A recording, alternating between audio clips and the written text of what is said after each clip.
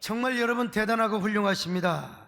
많은 사람이 시골 가고 고향 가고 부모님 뵈러 가는데 여러분들 얼마나 딱히 갈 곳도 없어서 이렇게 오늘 교회를 찾아오신 여러분들 정말 대단하고 우리 교인들 정말 훌륭하십니다. 뭐 평상시보다는 적지만 그래도 크게 차이가 없을 정도로 오늘 이 예배당을 채워주신 여러분들에게 하나님의 특별한 은혜가 있기를 바랍니다. 우리 옆 사람하고 인사 좀 하십시다. 어쩌면 그렇게 훌륭하게 생기셨습니까?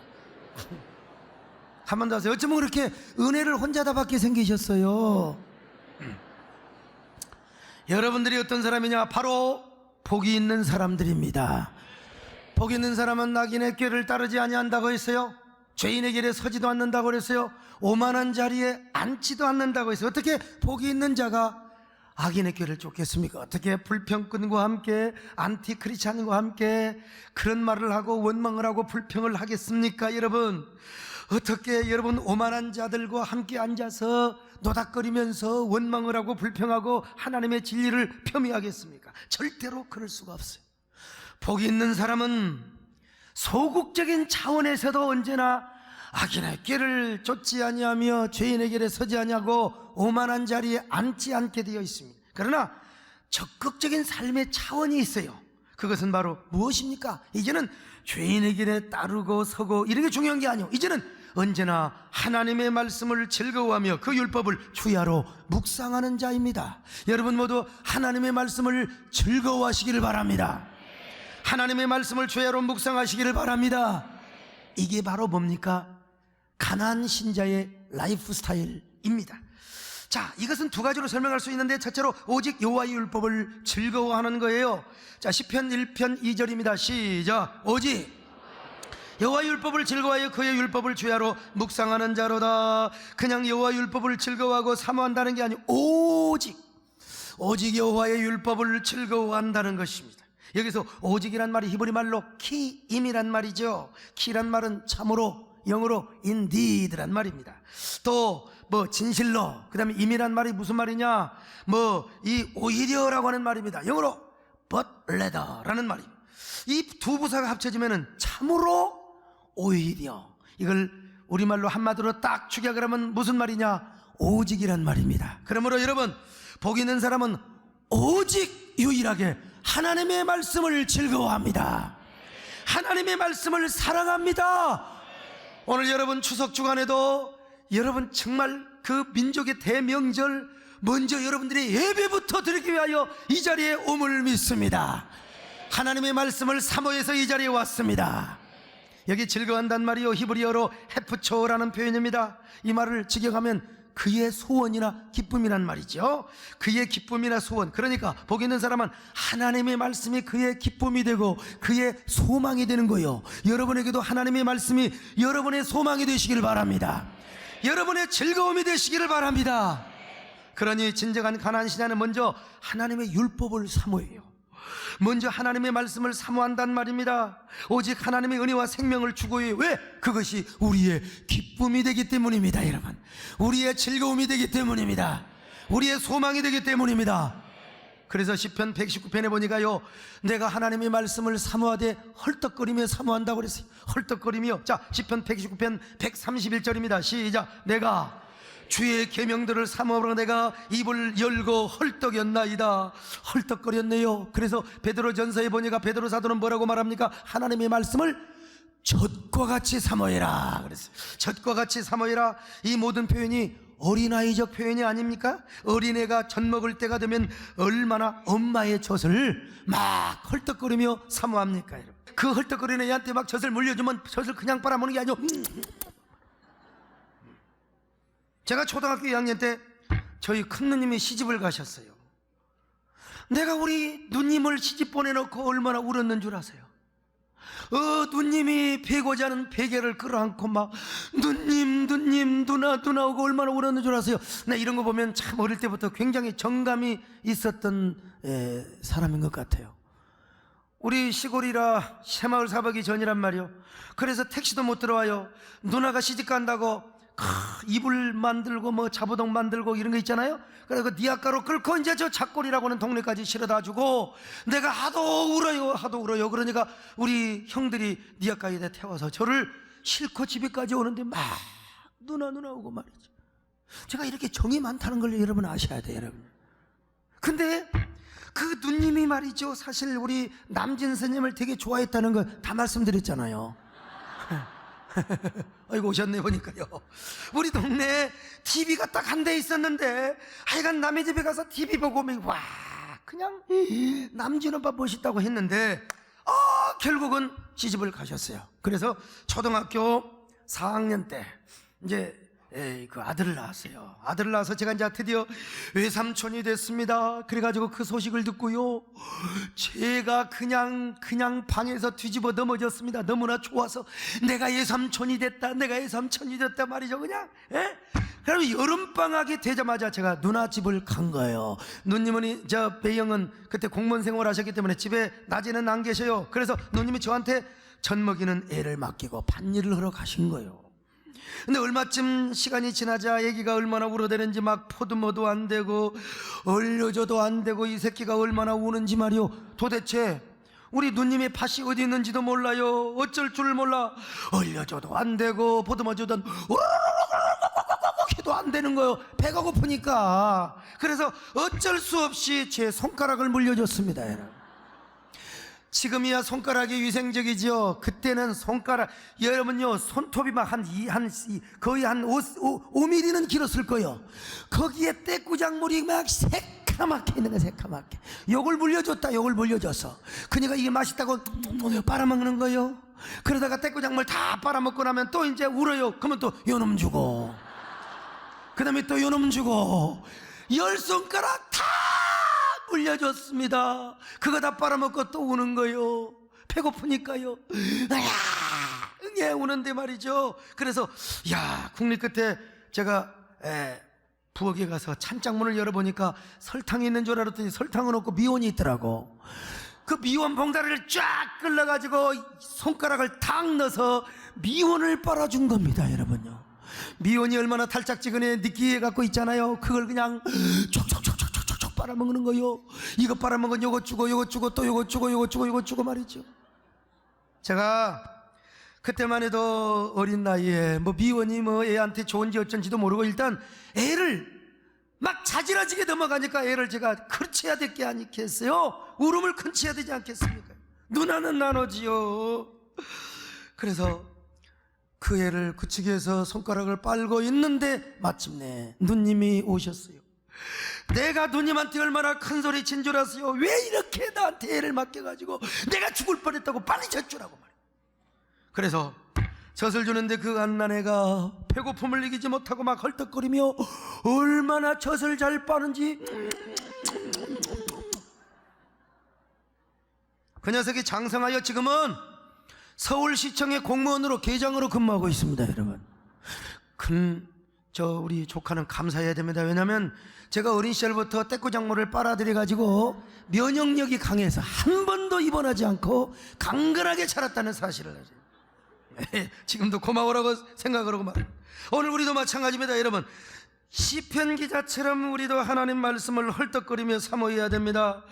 우리가 정말 복 있는 사람이라면 베드로 사도가 말하는 것처럼 우리도 갓난아이처럼 헐떡거리며 젖을 사모해야 된다 이겁니다. 가난 신자의 라이프 스타일이 그래야 하니까 말이죠. 왜냐하면 세상 사람은 떡으로만 살지만 우리 하나님의 백성들은요, 떡으로 살 수가 없어요. 하나님의 말씀으로 사는 겁니다. 자, 신명기 8장 3절 시작. 내 조상들도 알지 못하던 만나를 내게 먹이신 것은 사람이 떡으로만 사는 것이 아니요 여호와의 입에서 나오는 모든 말씀으로 사는 줄을 내가 알게 하려 함이니라. 오늘 여러분들은 하나님의 말씀이 우리의 생명의 양식이기 때문에 이 추석날에도 이렇게 하나님의 전으로 몰려온 것입니다. 우리가 떡을 아무리 많이, 여러분 송편 많이 먹어봐요. 솔직히 말해서 뭐 산의 진미, 진수성찬 배불리 드셔보세요. 그런다고 여러분 우리 영혼까지 배부르던가요? 여러분 세상에서 가진 쾌락과 즐거움을 누리고 그 명예와 인기, 그 찰나의 쾌락과 그 부귀 영광을 다 누린다고 우리 영혼이 행복하던가요? 인기를 누리고 권력을 누리고 명예와 영광을 누린다 할지라도 여러분 참 만족은 있을 수가 없습니다. 오히려 불안이 있고 거기에 막 그냥 공허와 허탈감과 그리고 여러분 허무가 있을 뿐이에요. 그러나 하나님의 말씀을 사모하고 그 말씀으로 배부름을 받은 사람은 참 행복과 만족과 평안을 하나님이 주십니다. 엄마의 품에서 젖을 먹고 있는 어린아이처럼 진정한 평안을 누리는 사람이에요. 그 아이에게 옆에서 삼촌이 10만원 100만원짜리 수표 줘봐요. 오기는 오나 여러분 이제 누나가 설이 되고 그러면 이제 아기를 와요. 그럼 저는 애가 무슨 뭐 기집애도 아닌 것이 그걸 뭐예요? 조카죠. 조카 생질이지. 이놈을 내가 업어주려고 서로 업어주려고 막 우리 작은 누나도 있잖아요. 근데 내가 업어준다고 내가 포대기를 탁 이거요 회관에까지 갑니다. 야 이 새끼야 나는 외삼촌 됐다. 그리고는 그냥 회관에서 다 놀다가 와요. 그리고 이제 배가 고프면 또 이제 지네 엄마 젖을 먹을 거 아니요. 나한테 좋다고 오던 놈이요 지네 엄마 품에서 젖 먹을 때는 내 쳐다보지도 않습니다. 장난감을 주건 10만원 100만원짜리 수표를 주건 애는 눈길도 안 주는 거예요. 오로지 엄마의 품에서 젖을 먹을 때가 가장 행복하고 평안하고 만족을 느끼는 겁니다. 엄마의 품에 있는 그 어린아이에게 여러분 무슨 부족함이 있겠습니까? 무슨 허탈함이 있겠습니까? 엄마의 젖을 먹는 그 어린애가 무슨 또 다른 욕망이 있어요? 또 다른 명예와 권력을 추구할 것이 있습니까? 엄마의 품이 가장 행복하고 가장 만족스러운 거예요. 오늘 우리도 마찬가지입니다. 하나님의 말씀을 사모하고 묵상하는 그때가 가장 행복한 때임을 믿으시기 바랍니다. 여러분들 오늘 다 추석 때 딴 곳 가지 않고 먼저 하나님 앞에 나왔잖아요. 근데 오늘 여러분이 이렇게 하나님 말씀을 들어 설교를 들어요. 그건 정말 하나님의 품에 와서 여러분들이 어린아이가 젖을 먹는 것처럼 하나님의 품에 안겨 있는 거나 마찬가지. 그때 우리는요 하나님이 공의로우시고 거룩하시고 위대하신 그런 의미하신 하나님이 아니요, 오늘 지금 이 시간에는 하나님이 그냥 좋아해야 돼. 하나님이 그냥 어머니처럼 느껴져야 돼요. 은혜 없는 사람들이 대표기도 시키면 그냥 거룩하시고, 물론 거룩하신 하나님이야. 그러나 오늘 설교를 듣는 이 순간만큼은 거룩도 좋아, 다 어미하시고 전능하신 하나님 좋아. 그러나 하나님의 사랑이 여러분에게 모성애적 사랑으로 느껴져야 된다니까요. 하나님이 그렇게 친근하고요, 주의 종을 통해서 전거되는 이 말씀이 막 그냥 그 엄마의 젖을 먹는 어린아이처럼 언제나 여러분에게 평안이요, 만족이요, 행복이요, 즐거움으로 느껴져야 된다 이거요. 이 순간만큼은 걱정이 물러가요. 괜히 말이요 설교 판단하고 짜시고 말이요 이런 사람들은 지금 은혜가 안 되는 사람이요. 불안이나 고민 같은 거 없어. 그저 좋아. 설교를 들으면 그저 좋아. 말씀을 들으면 그저 좋아요. 모든 일이 잘 될 것처럼 느껴지는 거야. 그냥 하나님이 나를 무조건 사랑하시는 겁니다. 그냥 좋은 일이 있게 될 줄로 믿는 거요. 너무나 그냥 잘 될 것처럼 느껴지는 거요. 그저 여러분의 영혼이 안식이요, 평안이요, 기쁨이요, 행복이요, 주님의 품 안에서 어린애가 젖을 먹는 것처럼 여러분들이 그렇게 주님의 말씀을 받아야 되는 거예요. 이게 뭐요? 진정한 가나안 신자의 행동의 양식이요. 얼마나 행복합니까? 오늘 여러분이 주님의 품 안에서 그렇게 말씀을 받으시기를 바랍니다. 그뿐입니까? 성경은 하나님 말씀을 꿀처럼 삼아라고 말씀하고 있어요. 시편 90편 10절입니다. 시작. 금곧 많은 순금보다 더 사모할 것이며 꿀과 꿀송이보다 더 달도다. 자, 시편 129편 103절입니다. 시작. 주의 말씀의 맛이 내게 어찌 그리 단지요 내 입에 꿀보다 더 다니이다. 여러분요, 성경은 서술적으로 고백하고 있지만은 명령형으로 우리에게 들려져야 되는 것입니다. 여러분, 시편 기자가 주의 말씀을 꿀처럼 삼하고 꿀송이처럼 느꼈듯이 우리도 하나님의 말씀이 꿀보다 꿀송이보다 더 달게 느껴져야 된다 이겁니다. 여러분, 우리나라 애들은 처음에 말을 배울 때 엄마 그러죠? 애 키우면 엄마 하죠. 근데 이제 이 엄마란 말을 저 히브리어에서는 이마라고, 이마 비슷합니다. 맘마, 엄마, 미마 뭐 이 다 똑같아, 비슷해요. 근데 이 말을 배우지 않도록 하고 먼저 뭘 배우도록 하느냐? 쇠말을 배우도록 해요. 유대인들은 그래서 어린애 입에서 쇠마라는 말이 먼저 나오도록 부모가 항상 쇠마를 읽어줍니다. 자, 쇠마의 말씀 볼까요? 신명기 6장 4절 5절 시작. 이스라엘아 들으라.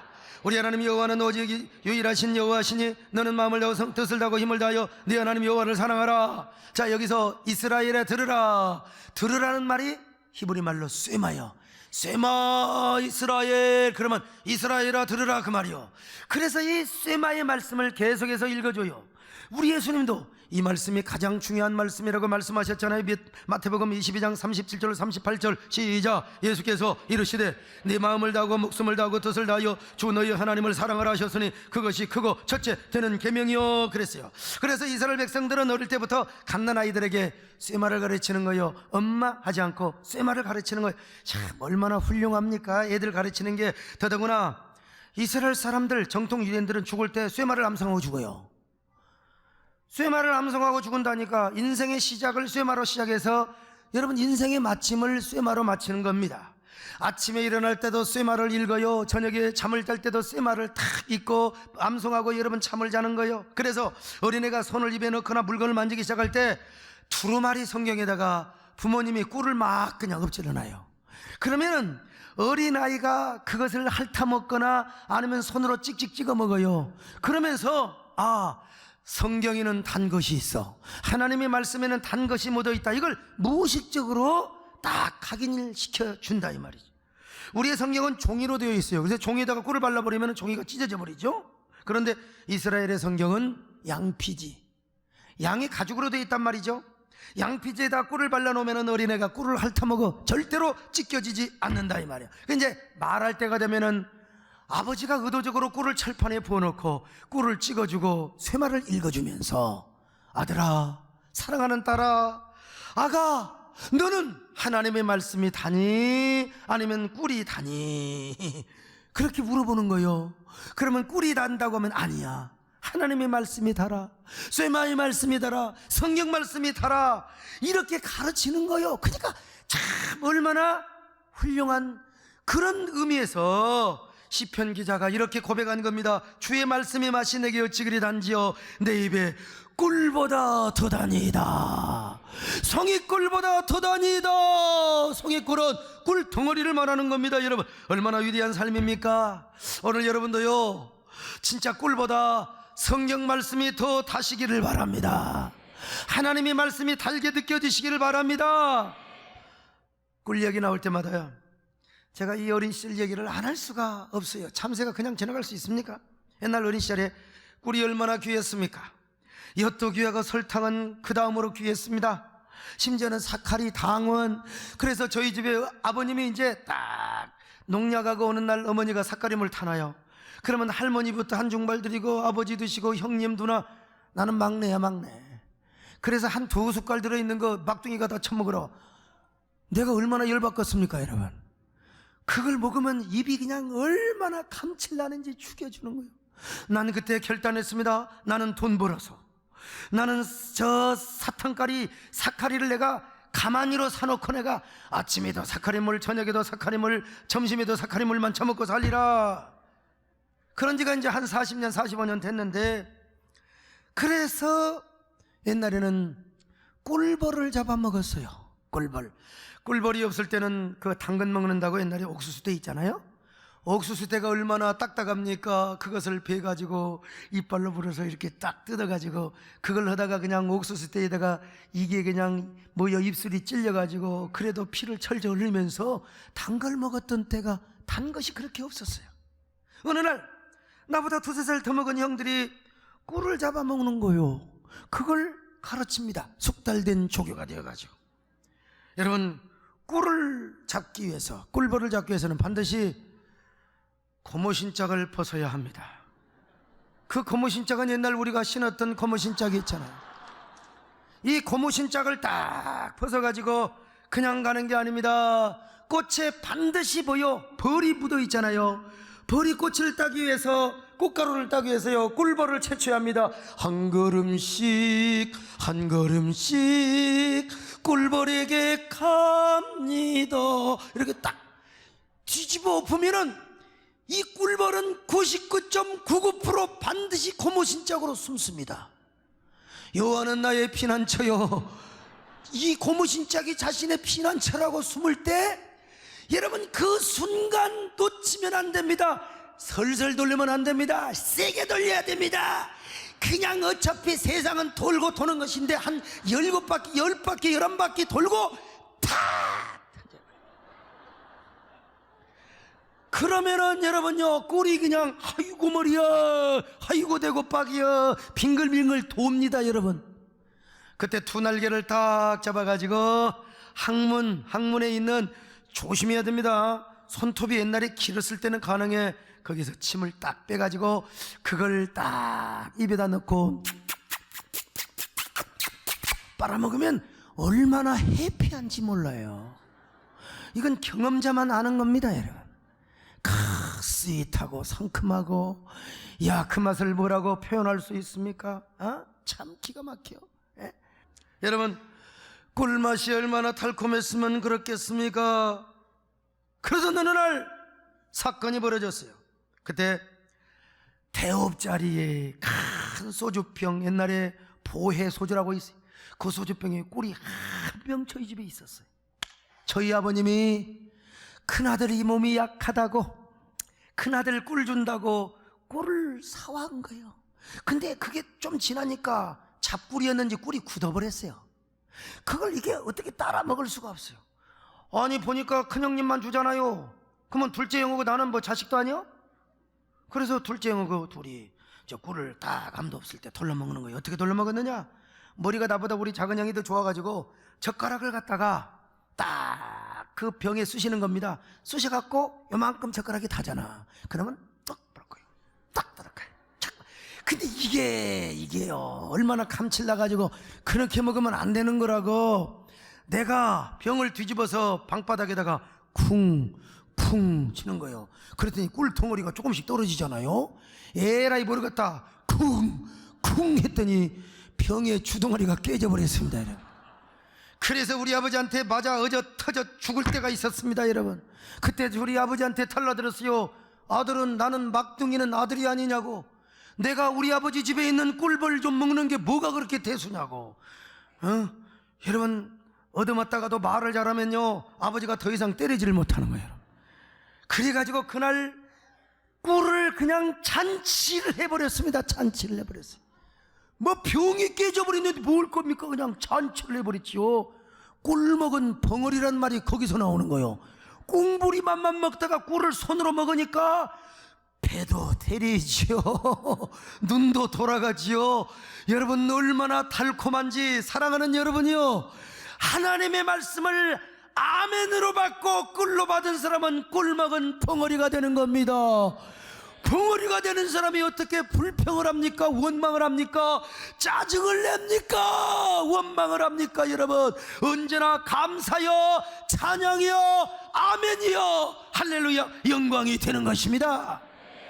그런 적이 엊그제 같아요. 근데 벌써 40몇 년이 지났습니다. 그런데 여러분 세상에 오늘 성경 3000년 3500년 전에 시편 기자가 고백합니다. 주의 말씀이 어찌 그리 단지요 꿀보다 꿀송이보다 더 단이다. 그 말씀을 주야로 묵상하며 살아야 합니다. 두 번째 그 말씀을 주야로 묵상하며 살아야 한다는 거예요. 자 시편 1편 2절입니다. 시작. 오직 여호와의 율법을 즐거워하여 그 율법을 주야로 묵상하는 나로다. 묵상, 여기 묵상한다는 말은 히브리 말로 하가 중얼거린단 말입니다. 우리는요 묵상하면 소리 내지 않고 깊은 초월적 명상을 하는 걸 막 도인들이 명상하고 이걸 묵상이라고 하는데 성경에서 묵상은 달라요. 유대인들은 묵상하는 것을 중얼거리는 걸로 생각합니다. 그래서 유대인들은 우리식의 묵상 기도를 하지 않습니다. 기도를 해도 계속해서 막 그냥 중얼거리면서 기도를 하는 겁니다. 왜냐하면 유대인은 귀와 입을 하나로 봐. 귀로 들어서 입으로 나와야 그것이 열매를 맺는 것이라고 생각을 해요. 하나님의 말씀을 귀로 듣고 눈으로 읽었으면 그것이 반드시 입으로 나와야 된다는 거예요. 그게 뭐냐? 중얼거리는 거예요. 그래서 그들은 듣고 읽은 말씀을 계속해서 입으로 중얼거려야 되는 것입니다. 특별히 하나님의 말씀, 성경을 한 권 살려면 장년이 1년 동안 번 돈을 지불해야 돼. 그것도 성경 한 권이 아니라 창세기, 레위기 각 권을 말하는 겁니다.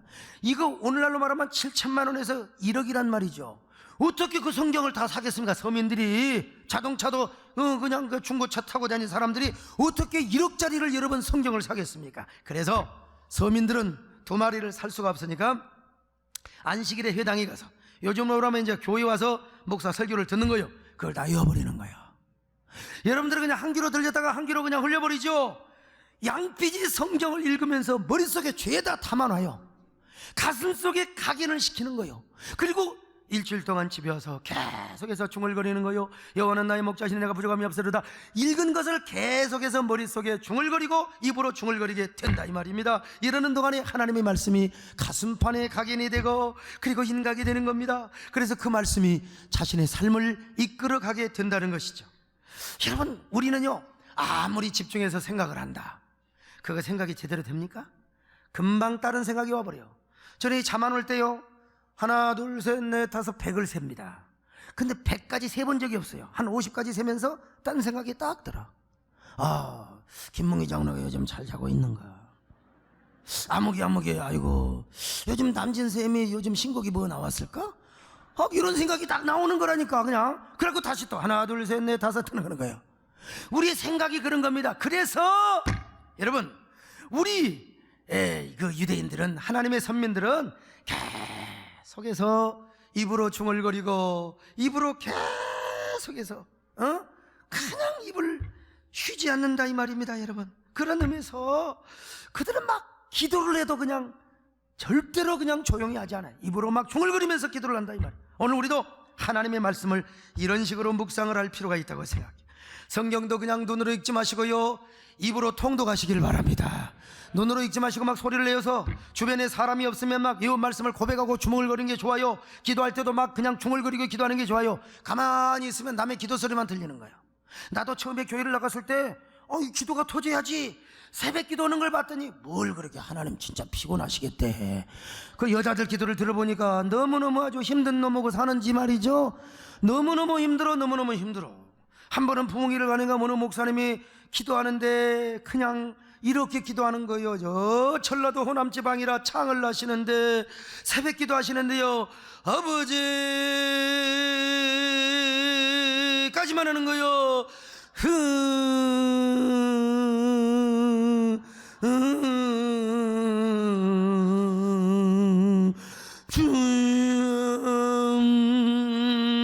저 장로 안목이 새끼가 너를 말해 집사 죽었냐.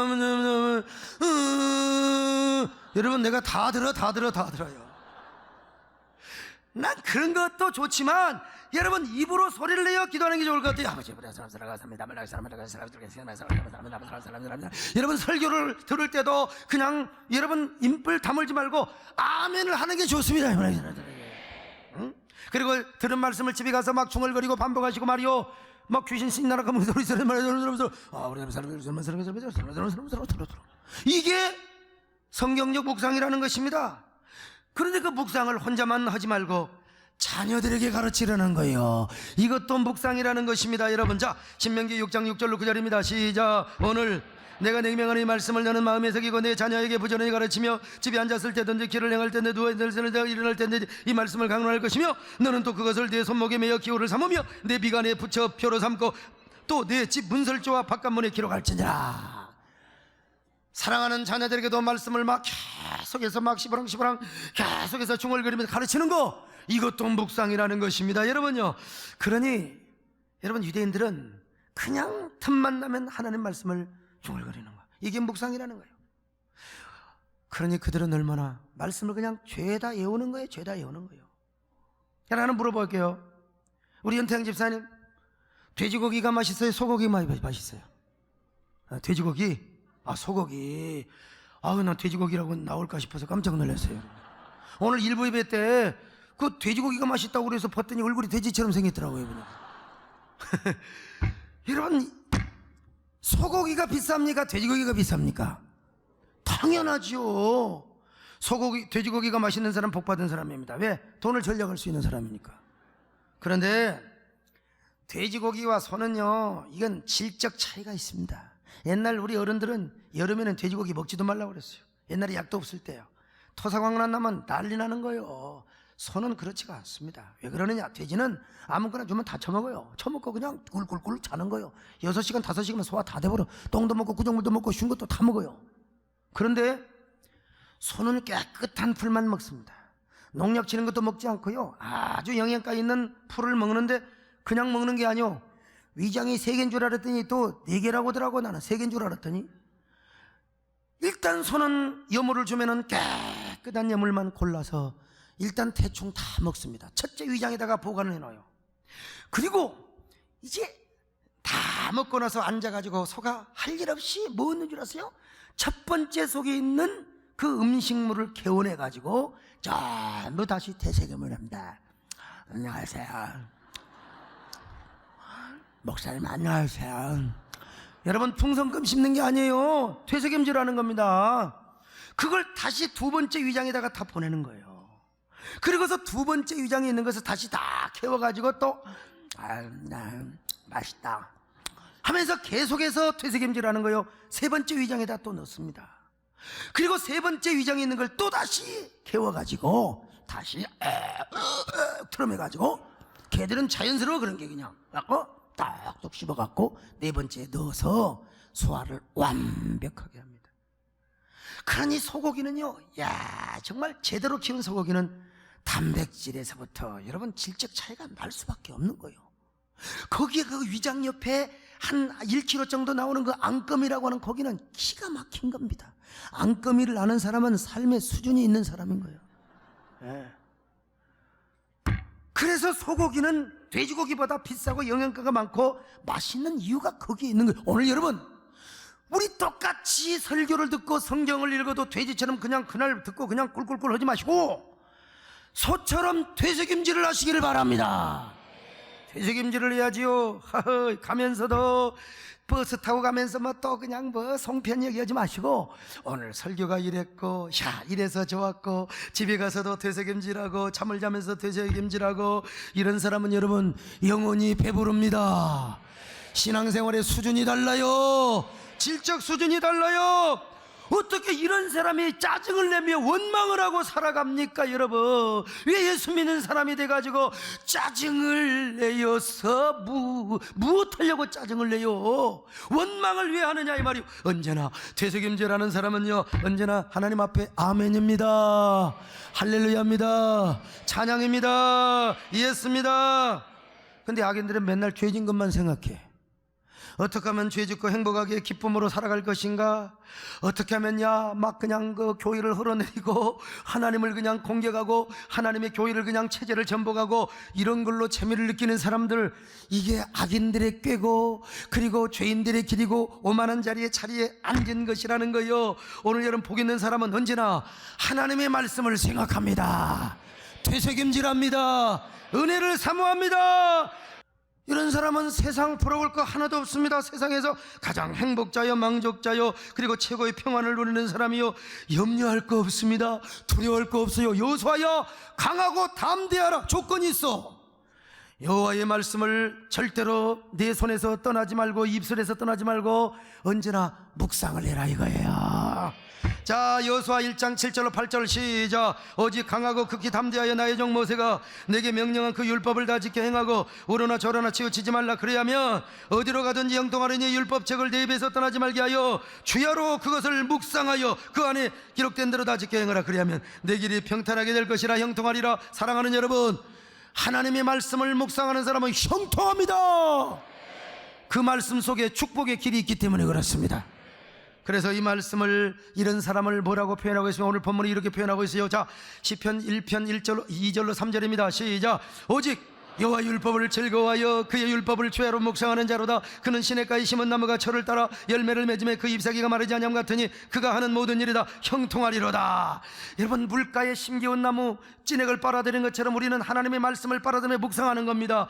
이럴 때 잎사귀가 마르지 아니함 같고 잎사귀가 무성하며 열매를 맺는 것처럼 그 행사가 다 형통하다는 거예요.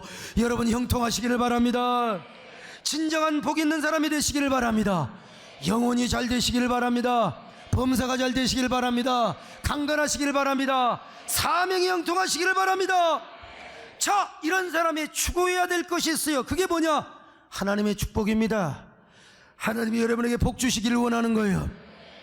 그렇다고 제가 번영신학자가 아니요. 여러분, 우리가 받아야 할 복이 있습니다. 그 복이 무엇이냐? 시간이 다 갔어요. 그래서 다음 시간을 기대하시기를 바랍니다. 우리 죽여주는 말씀을 통해서 우리 모두가 다 형통하시고 하나님 앞에 영광 돌리시기를 축원합니다. 하나님 고맙습니다. 우리 모두 진정한 가나안 신자 복 있는 사람으로 살아가게 축복하여 주시옵소서. 추석 명절에 이렇게 자리를 가득 채운 귀한 성도들 함께하여 주옵시고, 하나님 더 놀랍게 축복하여 주시고 은혜를 충만히 베어 주시옵소서. 이 땅에서 가장 행복한 성도들로 도와주시옵소서. 예수님의 이름으로 기도드립나이다. 아멘.